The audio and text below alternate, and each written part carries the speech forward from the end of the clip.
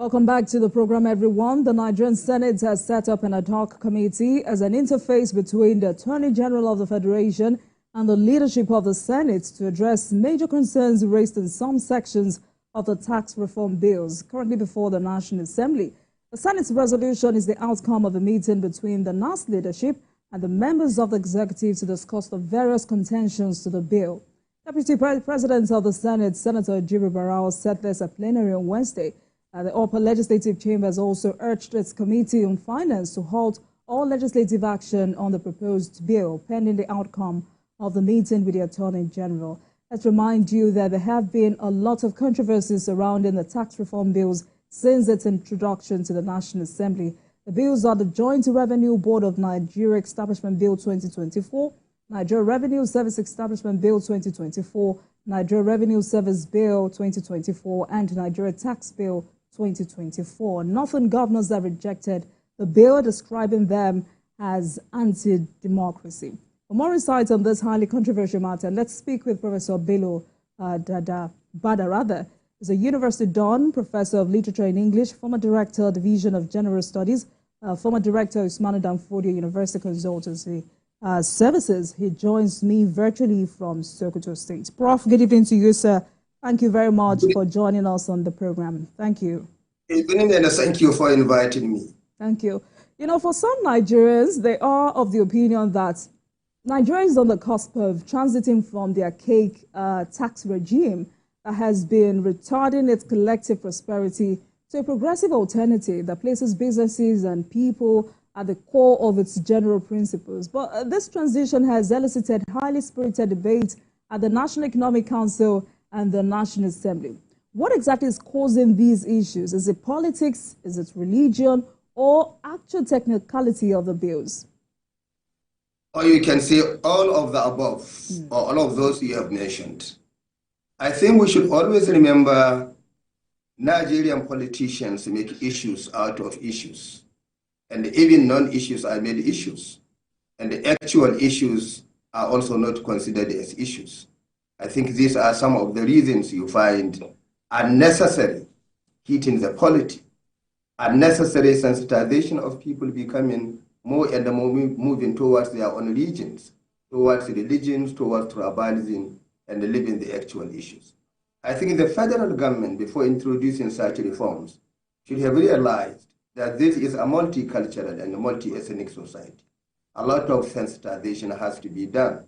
Take many stakeholders on board, make explanations to them, get the experts who will convince people of what is good and their own observations.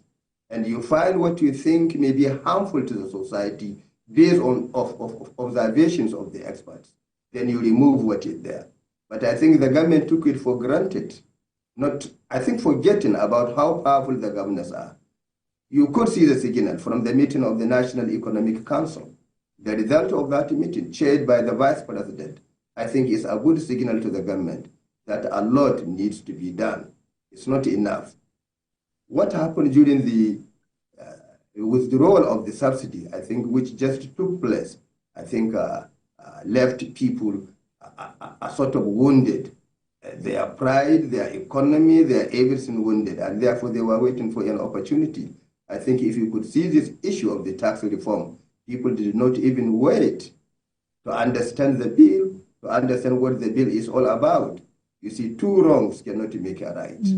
Government didn't do what they were supposed to do in terms of sensitization, in terms of advocacy, in terms of using the experts. Then the governors, again, that really felt that what was being done was against their own region and their own states also did not do well. They were not supposed to behave like that. They were supposed to make consultations with the experts to get advice and subsequently meet Mr. President to discuss with him. This issue of going to the media and the talking of ethnicity, talking of religion, talking of region, and so on and so forth, we are supposed to be above this at this particular time and at this period. And this is one of the things.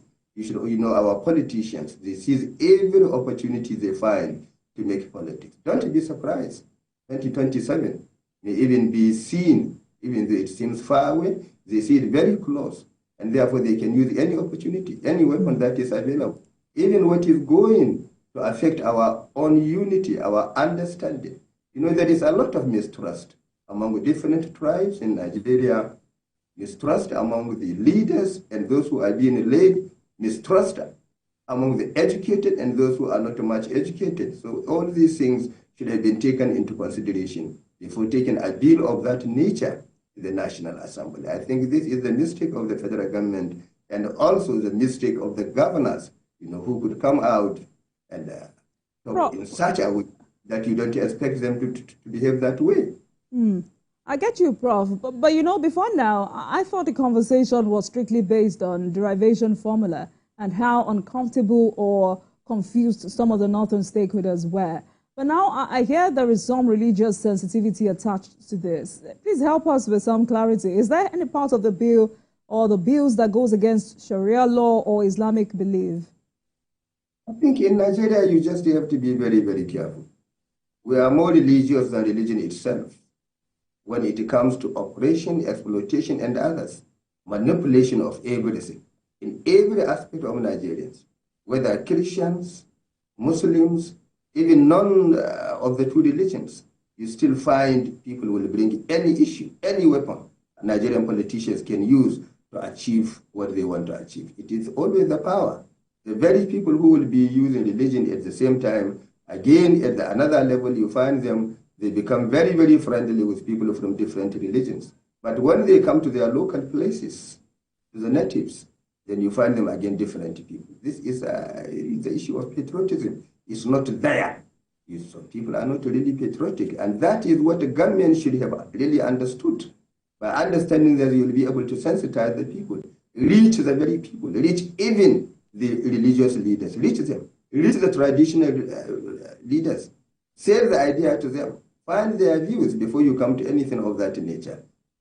People are still thinking anything, because the economy, people are feeling it. You know, life, cost of living is becoming very higher, and the devaluation of Naira. So all these things come together, and once you add something, politicians can give it misinterpretation of so many other things, and that's why where the government really did not get it right. And I think also the governors that really failed. I don't think it is only in the northern states that people. What are you going to tell me about the southeast? What are you going to tell me about some states in the southwest, and even some states in the south-south? So many of these states may be affected in one way or the other. But what do? Do we keep on waiting forever until all of us are ready at the same time? So that's why sensitization, advocacy is so important in things of this nature. Anybody who finds himself in the seat of power in places like in Nigeria, I think has to understand the arithmetic. That right. People, yes. People are forced by colonialism to find themselves together. And we have to live together. We have to move our country forward. Yes. You know, earlier in your submission, you identified communication gap as one of the reasons for this pushback. What you meant by that is that the federal government should have communicated with or to Nigerians before this proposal. Did you mean that the federal government should have communicated to Nigerians in indigenous languages? Is that it? Not only should use all means of reaching the people. If using indigenous languages is necessary, government should not fail to do that. It is important. Leadership of a country like Nigeria is so important in carrying everybody along so that you don't leave any gap that can be exploited by politicians. Politicians can exploit any gap, especially when elections are closing, especially when they are losing. So many people are definitely losing because they have been living a kind of life that really is not what they are supposed to do. And reality is now catching up with many of them. And that reality that is catching with many of them, they will be waiting for an opportunity to strike at the government because of its own policies. The policies that may be good for country, for the citizens of the country, may not be good for very few individuals. And such individuals are really influential. Even the issue of oil bunkering, you think many people are losing in this issue of oil bunkering, and if they get any opportunity to strike at the government, you think they will keep quiet? The issue of the withdrawal of subsidy. But Prof, kindly allow me to jump in here, because Professor Taiwo Yedele says he had wider consultations with the state governors. Isn't it the duty of the state governors to further communicate to the people? I think if they actually had very good conversation with the state government, I didn't expect Professor Zulum to come out and they claimed what he really claimed. There must be something wrong in between the communication he claims and what the governor said. Because I believe these are really responsible people. He's a very, very responsible person, just like the governors. And I believe as gentlemen, if they really buy the idea and they understand the idea, there is no need of coming to the media, and they express their own disappointment. There is no need, because by doing that, you seem to be sensitizing your own people. Against what? Against themselves. Because anything that will stop Nigeria from moving forward, we are fighting ourselves. But Prof, are the tax reform bills truly regressive or antithetical to people's aspirations, as some state governments have claimed? Well, we are living in different parts of the world, and we have different level of economy in different states, don't forget. You have the north, you have the south. And the level of literacy, the level of economic development, the level of even politics are really different. So what may be good here may not be good there, and that is why there is always a need for us to find a compromise where we meet, we agree, and we really understand. We have to give in, to many of the things that may be good for our country, even though we may suffer a kind of setback. But what are you going to do if you are looking for a good future for your children and for your great-grandchildren? So people have to understand it, and I think that is the real argument. Most especially, it is this issue of VAT. I think we'll come to that in a minute, Prof. And I ask that particular question because having scanned through this document, 4 transformative bills, we have the Joint Revenue Board of Nigeria Establishment Bill, Nigeria Revenue Service Bill 2024, Nigeria Tax Administration Bill, and Nigeria Tax Bill 2024. And since the public debate around the tax reform bill started, the strongest pushback against it has come largely from the north. Senator Ali Ndume and just as you mentioned earlier, Borno State Governor Professor Babagana Zulum have become the face of the resistance for the reasons they have pushed forward, even when some of them didn't speak to the facts and provisions of the bill. If Governor Zulum and other voices of resistance would think the states will be shortchanged and actually taking time to examine the 4 executive bills, do you think they would have seen the positives of this bill rather than the shortcomings? Please go ahead. I think they had the courage, Zulum and Ndumi had the courage to come out and voice out. There are many others like that who do not have the courage to come and voice out. And I think what they really need is to understand what all these reforms are about and to see what is the position of the North, what is the position of other places. It is not only the North that we have to take care of their own interests or of their own position. It is the entire country that we have to take, that the government has to take care of the entire country. And that is what really it is. People, if things are not explained well to you, you don't understand them, then you become an enemy to that. You resist. And every time reforms of that nature is universal, are resisted. It is only with time that people will come to accept. Up till now, as we are talking, people still have not accepted the withdrawal of the subsidy. Up till now, for almost a year, or more than a year. They still see no reason why subsidy should be removed. Maybe it takes 2, 3, 4, 5 years in the future for people to understand the importance of that. But the kind of situation you find, insecurity in the north, poverty, you find it in the north and the others. It's not the federal government alone that is being blamed. All other agencies should put their hands together. And when you come with other reforms that you find will reduce money from what the governors are taking, what do you expect? This present system we are experimenting in Nigeria makes governors very, very strong. Once they come out, they talk, their people don't oppose them. And this is the danger. That is why sensitization, advocacy, educating the people on some of these reforms, so important for the success of the reform. Prof, have you gone through that document? What? Have you gone through the document? I have gone through most of the documents, but not all entirely. All right. Especially too much concern with this issue of the VAT. That section I went, it's entirely, definitely. So yes. What exactly is your concern? Well, my concern is carry people along. Okay. Educate them, do advocacy, sensitization, let them see reasons in what you are proposing. This is my main concern. I'm not concerned that this should not be done or this should be done. But whatever you want to do, reforms, universally, not only in Nigeria, are very difficult.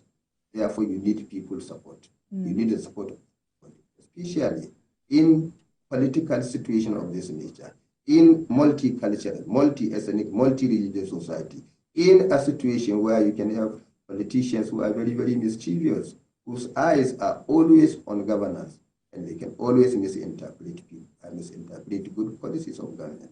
So you have to have very good advocacy and sensitization. This is my real main concern. So I asked if you had gone through that document, Prof, because the proposed bill talks about the federal government ceding 5% out of its current 15% share of VAT revenue to state.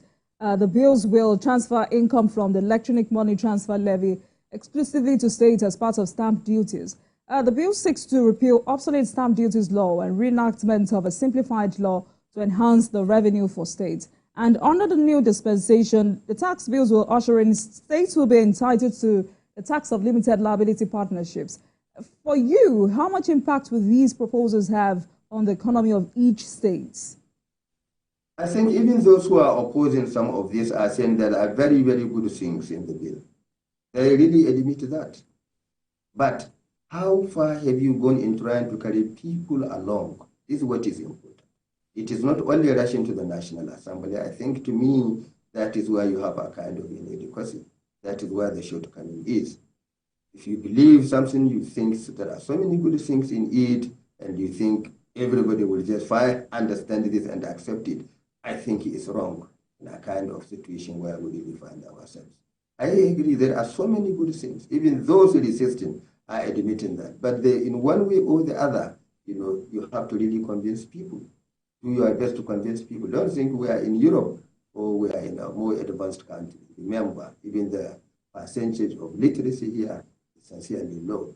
And most especially if you compare again the percentage of literacy in the north and the percentage of literacy in the other part of the country, again, you can really see this, or the percentage of literacy in the southeast. So you can really understand it. That is why you have to admit, you see, some of these things.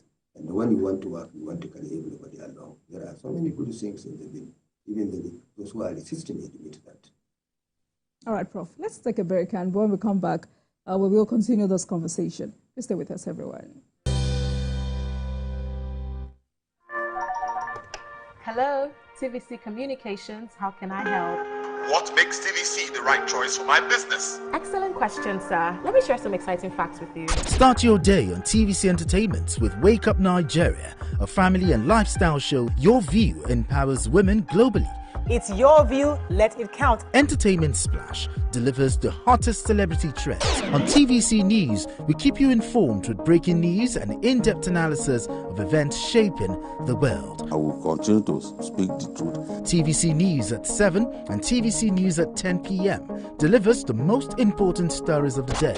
Max FM, your hit music radio station, captivates listeners daily across Lagos and Abuja, making every commute more enjoyable. Adaba 88.9 FM is not left out, as it is the voice of Southwest. And on TVC Digital, we reach to million viewers daily. All together, pulls in over 17 million viewers daily. Contact us on 0707 272 8338 or marketing at tvccommunications.tv. Partner with TVC Communications today. Let's grow together. Information is power, information is security, information is knowledge. On Labor Lens, we believe that working people around the world have real questions of their own. They want to know how the world of work operates, what it means to the employer of labor, how policies affect workers in the workplace. On Labor Lens, I ensure we engage effectively the organized labor, organized private sector, and government to get out of them information workers are in need of. I am Sharon Ijason, asking questions that make you get sense of the workplace.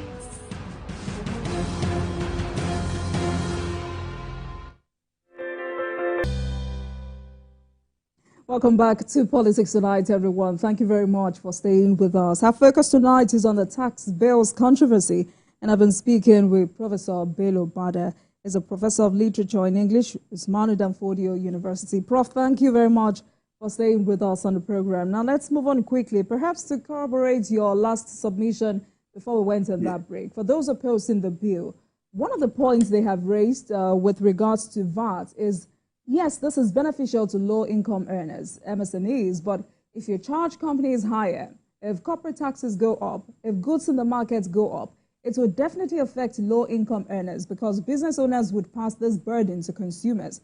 Is that a valid concern, Prof?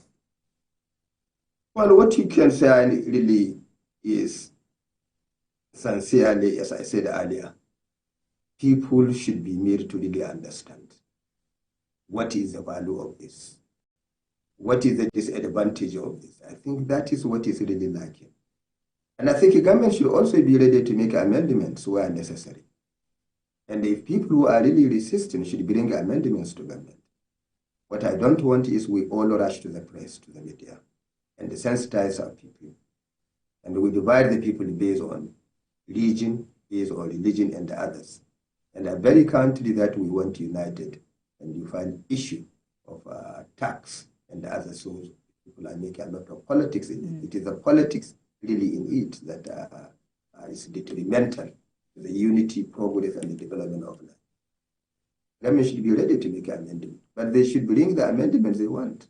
And even the amendments they want should be considered based on the expertise of the people, based on the experience and the advice of these people who are really professionals. That is what is most important. But Nigeria will have to move forward. But Prof, on the flip side, Professor Taiwo Idele, who is the chairman, Presidential Tax Reform Committee, says 90% of Nigerians support the tax reform bills. And from that argument, it is clear that the tax bills are not in any way injurious to the state. You've highlighted the importance of communication. But apart from streamlining the tax system in Nigeria and catalyzing economic output, the tax and fiscal policy reforms provide incentives for states to become economically or economic powerhouses. Do you agree with those who say this pushback is as a result of how governors would be challenged to put on their thinking cap by investing in manpower, critical social and physical infrastructure in their various states? I think it's not only the governors. I don't know whether he has raised the submissions of ASU to the media, talking of other agencies that are so important to the development of university education, like TED Fund, and others that are getting part of its money from a certain percentage, of profit from some of these corporate bodies. I think it's based on this. Their own understanding is these tertiary institutions, will definitely be affected by this. Even though government came out to say, no, they will still survive. So you can understand this if associations like us, made up of professionals, elites, and others, academicians, can really voice out that, look, don't do this. If you do this, this university education will be affected. So you can really understand there is trouble, there is problem, not only with the governors in the north, but with other associations and such bodies, and talking of laying people off and so on and so forth. So that's why it is this advocacy, it is this sensitization, it is this explaining to people, it is this meeting with some of these groups and explaining to them. When he said about 90 or more than 80% of the people are supporting the tax bill, I don't know how he comes across his own percentage, because one has to really find out how and what aspects of the tax reforms people are really supporting. It's not because the tax reform is bad, is injurious to the society, is detrimental to the progress of Nigeria. No, that's not the issue. I think it is the ignorance of the contents, and which you have to make them available to people, explain to them. Use all the means you can to really reach the people. Tolerate, maybe the leadership is in a hurry to develop Nigeria economically. One can really understand that need to develop Nigeria economically so that we can sit with other powers of the world. I can understand that. But despite that, you have to take consideration of peculiarities of Nigeria and the understanding of the combination of the people and the level of education. And I think you take your time. It's important. From your findings, Prof, is it capable of reducing Nigeria's borrowings? Also, do you agree that derivation formula will reduce inequitable resource distribution? Well, it's not this issue. You know, this issue of derivation formula, you know, we have been with it for many years. It's not new. It is only now we are trying to see how we can really implement it. So many other things. Fighting corruption, I think to me is the most thing. And I think that is the real cancer for Nigerian development. That is really the issue. That is what will stop us from excessive borrowing. That will stop us from wastage. That is what will stop us from organizing some of these things that are not even important. You can imagine at the end of the year, the rush to spend what is money at the end of the financial year. And most of it, you know, is wastage. You spend money in organizing conferences, in organizing this and this. Money is gone. It is this corruption that is most important. Talking about corruption, Prof, someone like Bishop Kuka is hoping that the reform will end elite's financial recklessness. But do you agree with voices in some quarters raising the question of more effective data integration? I do agree with more effective data integration. It really help. I do agree with that one, no doubt about it. But how are you going to do it? That is the issue. This is Nigeria. We need more and more understanding. We need more and more contributions from almost everybody. And a sacrifice.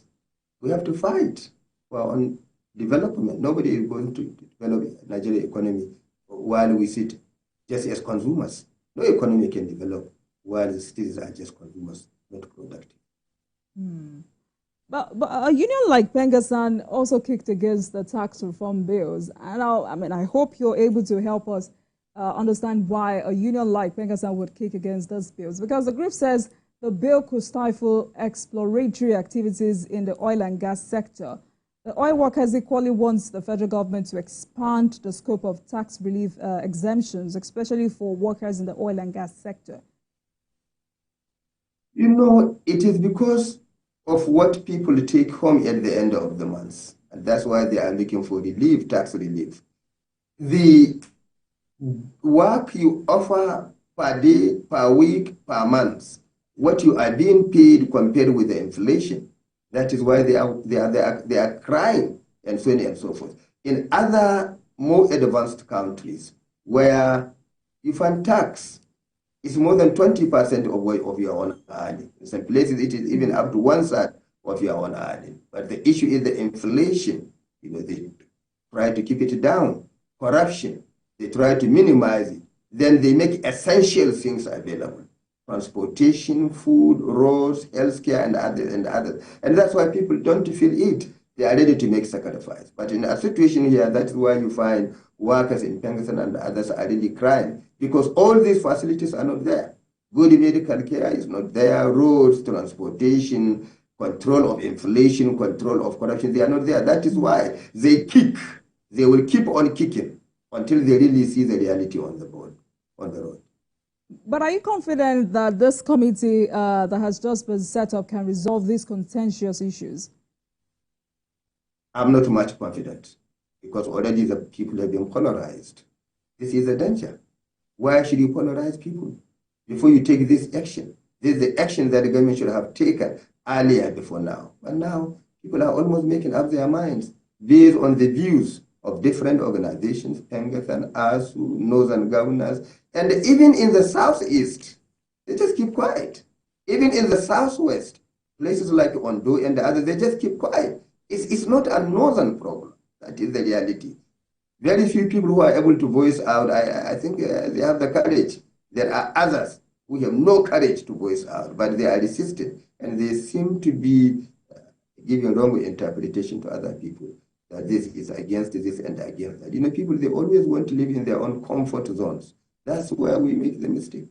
Sometimes you have to come out and they feel like others are feeling, and the future will be brighter.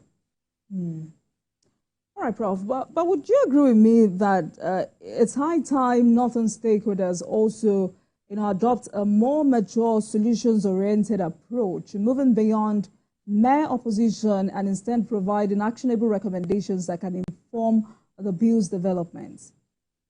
You think so? I don't think it is the North. It is the politicians. And all over they are the same. Most of them are from the same party with Mr. President. Don't forget that. Nigerian politicians are the same. From the North, from the South. They are friends of each other. But when it touches their personal interest, you know why I told you well, this? You would agree with me that majority of the dissenting voices are from the northern part of the country. They seem to be courageous to tell their own feelings. Others are keeping their feelings in their own stomachs. Did you hear any governor opposing the federal government on withdrawal of the subsidy? Did any one of them oppose Mr. President? Why? Because all of them are enjoying the money they are getting at the end of the month. But what of the ordinary people? What of the schools? What of the students? All these people, some schools have to close down. They cannot even pay light bills and the others. But these governors are quiet. But now they seem to be affected by the monthly, and they allow some of them to talk, and the others they hide, they keep quiet, but behind the scenes they tell them, look, we are also affected. I read a lot about what some of the Southeast states and the governors are saying, and even some of the Southwest, and even some of the South. And they all combine together and say, oh, this will favor only 2 or 3 states in the entire 36 states, but all others are living at the disadvantage. This is what they are whispering. But Prof, does it also interest you that there are more dissenting voices in the APC than other political parties? I mean, expectedly, you would think that opposition political party members would ordinarily be against this bill. Well, funnily or interestingly, we have people from the president's political party. Why is this so? Because APC is doing work for the opposition. So therefore, what do you want them to do? Their work is being done by the ruling party. They are the ones who are becoming the opposition now, heading towards 2027. Yes. Give a dog a bad name so that you can kill it. Do you agree with me? Talk. Okay, Prof, I didn't get that. Please say that again. Oh, I said, look, the ruling party is doing the work of the opposition for them. So what do you want the opposition to do? They are doing their work for them. They are attacking their own government. They are attacking their own presidency. You give a dog a bad name if you want to kill it. Don't you do that? They are headed towards 2027. Remember. That's why they are silent. Yes. So when you finish yourself, then we will come and take over. This is what is being happened. These are Nigerian politicians. Prof, let's talk about the governors, the state governors, because, you know, since assuming office, the president has always stressed that one of his major tasks is turning around Nigeria's economy from the age-long status of potential to pragmatic. How important are the roles of state governors in this?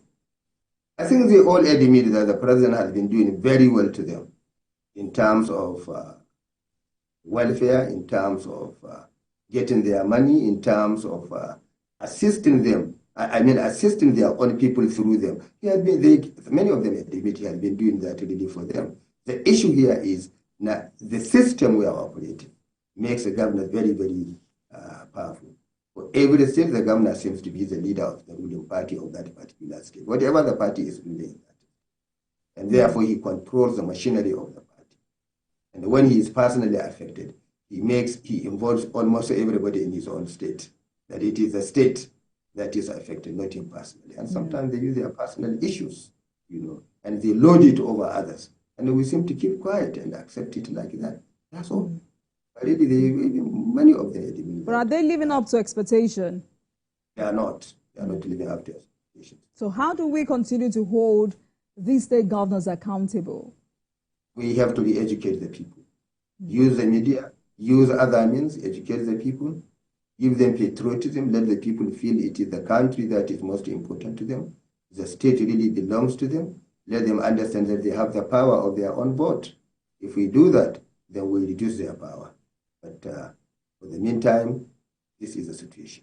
You know, yesterday, while this conversation about the tax reform bills was, ongoing, different fora, someone says, identified rather, that our unity as a people was almost questioned with how people reacted to these tax reform bills. And I'm almost certain that one of the reasons the president directed the Attorney General of the Federation to work with the National Assembly in addressing genuine concerns associated with these bills before their passage by the lawmaker is because he has always encouraged unity to move Nigeria forward, emphasizing continuous progress and the importance of maintaining democratic principles.